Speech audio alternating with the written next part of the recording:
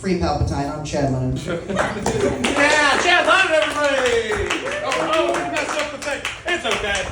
Give it up for Chad, everybody. Yeah. You got two more comedians. You ready for your next comedian? He's great. You guys ready? We ready over here? You guys ready? Yeah, give it up right now. You gotta clap, play, this friendship. He's so great. I'm sorry. We're gonna start that over. I'm gonna do a real intro. Ladies and gentlemen, absolutely hilarious, coming all the way from Western Mass, Alex Martinez, everybody!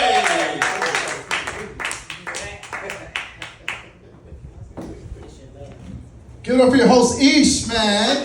Holy shit, that was great. Fucking Chad with the pedophile farts in his mouth. No other way to fucking inhale that. I don't do much comedy out in Hartford, Connecticut. I know Connecticut has a bunch of nicknames to their cities. I spend a lot of time in hard-hitting New Britain. I actually fucked a girl from out there. She kicked me out of her house because she said I wasn't hitting it hard enough. She's like, get back in your small Honda Accord and get your ass back to slow stroke Holyoke. It was pathetic. Getting to know a woman, man, it's the hardest stage, the early stages, right? You start doing stupid favors for no fucking reason. I kept bringing this girl a nice coffee over and over again. And she would text me her coffee order and I'd bring it to her workplace. But she'd take the coffee and look at it and she'd always like flip it upside down and shake it like she used to work there. And I'm like, what the fuck's that about? Then I kept bringing her iced coffee and I just noticed she never gave me up the cheeks. And I had a bright idea. Right before I got to her job site with her favorite iced coffee, I stirred that coffee with my dick. And then I pulled up to the job site. I gave her that iced coffee. She took one look at it. She actually sipped it and said, this is perfect. And I said, you're gonna taste it, dick, one way or another. Real creepy, right? Thank you. That's how I roll. Hartford, man, full of drug dealers, right? My city is too, man. I had to date a bunch of like drug dealers, ex-girlfriends, ex-baby moms, man. And when you're just a regular guy, it's hard to compete in that world. Cause I go on dates with them and they like expect the most and shit. And I gotta put away like the fake designer shit that I have cause I know they're gonna detect it. And they'll see me and they'll be like, damn, Alex, what's on your chain's pendant? I'll be like, oh, that's just the Last Supper. And they'll say some disrespectful shit like, that looks more like the first breakfast because your chain's so fucking small. And it looks like a bunch of ants fighting over a breadcrumb. That joke didn't land here.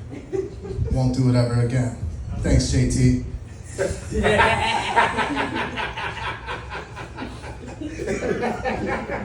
You guys order clothes from online?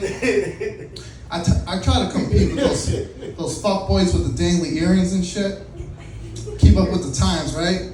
And I noticed like a lot of people order from like Fashion Nova Man, Boohoo Man, or like Shein. So I was like, fuck it, I'll order some clothes from Shein. I ordered this dress shirt, it was really nice. Kind of like an ugly Hawaiian shirt this guy got on. But they came in with some khaki pants too, right from Shein. And when I came in, I tried them fuck on. Those motherfuckers were so cheap, them shits were Shein through. Those shits were thinner than Chinese restaurants' napkins, bro. Like, they were so fucking cheap. They were so cheap that a Jewish rabbi would donate it to those kids that they kidnapped in those basements, and that kid would refuse them shits. Cheap ass pants. And Jewish people are creepy. If a girl tells you she's an empath, that's just her way of telling you she's a hoe. Because empaths just like feeling on shit. They love feelings and feeling you out. They're just gonna feel your homeboys the next week, bro. They're just gonna blame their feelings. Or the moon, or the stars, or the stones. I don't know. I guess I'll talk about P. Diddy. You guys know what a technophile is? A technophile is actually someone who's into technology. Oh, wow. But there's this new thing going around. It's like they sign you to a record label and they will fuck you in your deal and they fuck you physically. It's called a P-Diddophile. Yeah, P. Diddy rapes people. It was weird because they actually interviewed Cameron about P. Diddy. CNN called Cameron up and they're like, let's get a fucking big discussion about this. Now there's a ton of backlash like, oh my God, I can't believe Cameron was so disgusting on CNN. Cameron's the guy who told me to tell bitches to suck it or not. Do we really need him on CNN? I don't think so. P. Diddy really fucked up Cassie, man. He dragged that bitch.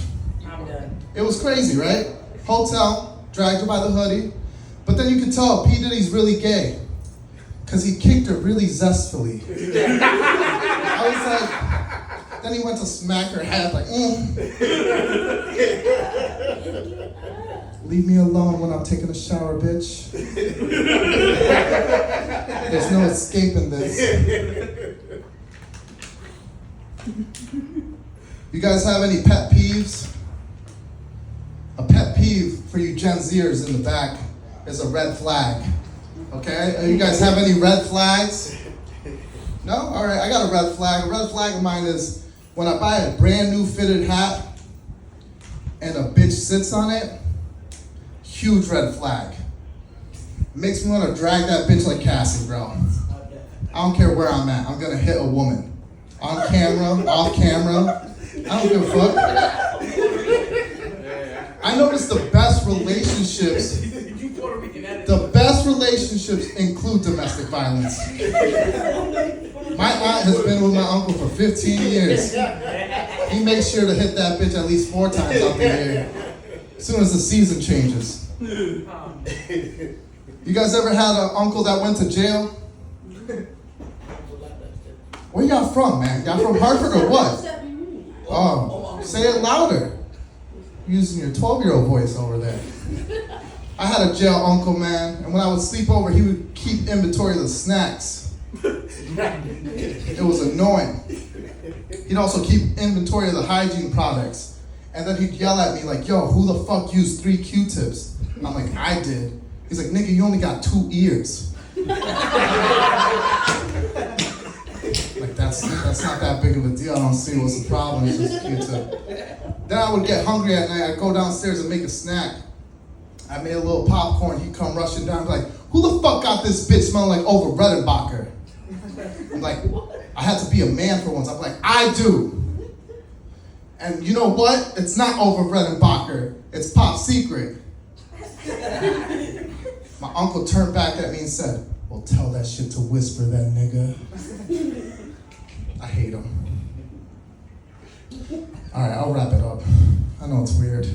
Fitted hat. Ladies, it's only like one. Already taken, yeah. Children don't count. Very awkward. But ladies gotta step it up in the bedroom. You guys are telling your man the same line. You be letting him fuck and be like, oh my God, it's so big, it's so big. Stop lying. I've seen porno. Then they'll be like, oh my God, you're doing so good, you're doing so good. I'm like, no way, I'm about to nut in any second now. Be like more realistic. Look at my dick, feel my dick, and be like, oh my God, this is the smoothest, cleanest dick I've ever seen. I turn on to that because that's a realistic goal. And they'll be like, oh my God, this dick smells so good. I'm like, hell yeah, girl, taste this dick, taste this dick. And they'll put it in their mouth one time and be like, this dick tastes like a caramel frappe.